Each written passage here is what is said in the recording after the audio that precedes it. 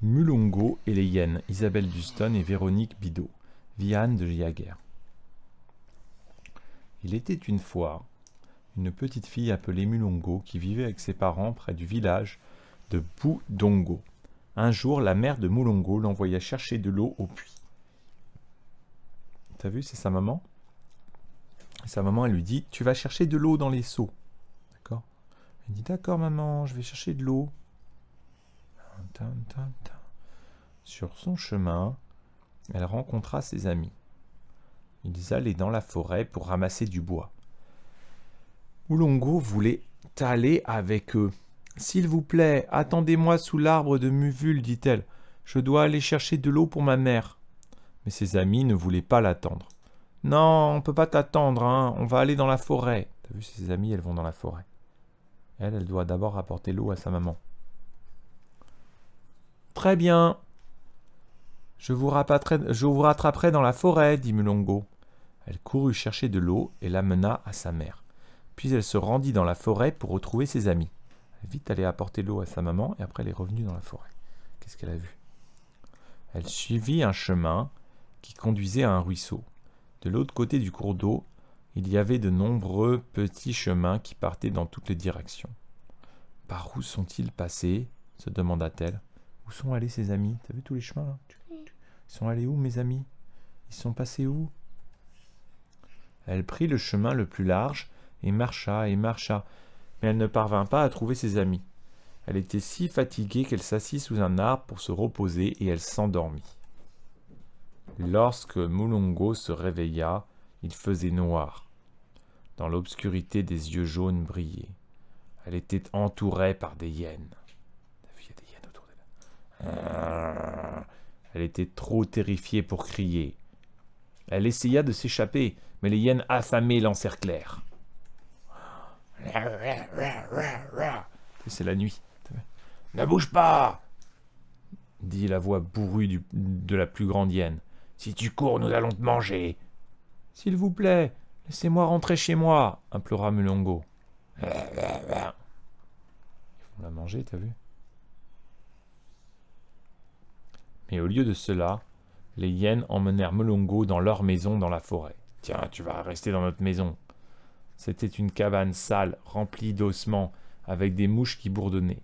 Elle se coucha et fit semblant de s'endormir. « Tu vas rester ici chez nous. » T'as vu, dans la maison. Il y a plein de mouches. Dans l'obscurité, elle entendit les hyènes parler entre elles. « Comment va le feu ?» demanda une hyène. « Est-ce que l'eau bout ?»« Tout est prêt, » lui répondit-on. « Dois-je l'amener ?»« Oui, oui, oui, » grognèrent les autres hyènes. « Nous avons faim !» Elles étaient prêtes à sortir Mulongo de la hutte. Elles vont le mettre dans l'eau chaude pour la manger. Mais la grande hyène s'exprima. « Hyène, attendez! N'oubliez pas la règle du village. Aucune hyène ne peut manger seule. Nous devons inviter toute la famille pour partager notre repas. Je vais appeler mes beaux-parents, déclara son épouse. Je vais aller chercher mes cousins, déclara la petite hyène. Je vais rester ici avec notre nourriture, déclara la grande hyène. Ils sont allés chercher la famille et les amis pour manger ensemble. Et lui, il est resté tout seul avec la fille. La grande hyène s'assit à la porte de la cabane et les autres s'éloignèrent dans toutes les directions. Cela prit beaucoup de temps et la grande hyène commença à somnoler devant la chaleur du feu.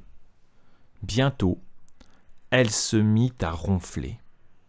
C'était la chance de Mulongo. Mais comment allait-elle passer près de la hyène? Elle était si grande qu'elle bloquait toute la porte. Elle doit y aller, elle dort. C'est le moment de partir. T'as peur, Paul? Il n'y avait qu'une seule possibilité.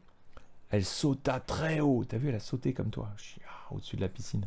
Elle sauta très haut, atterrit de l'autre côté de la hyène et courut aussi vite que ses jambes le lui permettaient.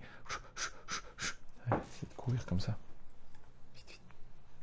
Lorsque les autres hyènes furent de retour et virent ce qui s'était passé, elles partirent à sa poursuite en hurlant de colère et de déception. Attrapez-la! Mais il était trop tard. Quand elle arriva à son village, un des villageois la reconnut et cria « Mulongo est de retour! Mulongo est de retour !» Son père et sa mère accoururent à sa rencontre. « Ils la serrèrent dans leurs bras, tout en remerciant Dieu d'avoir sauvé leur enfant. « Moulongo, Moulongo, nous avons pensé que tu étais morte. »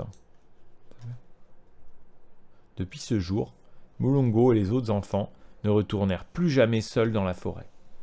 Pourquoi, pourquoi il est parti là? C'est la nuit, ils sont allés dormir.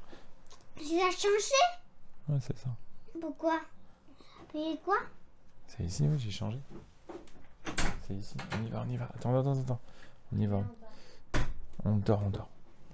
Voilà. Maman, ouais, Moulongo.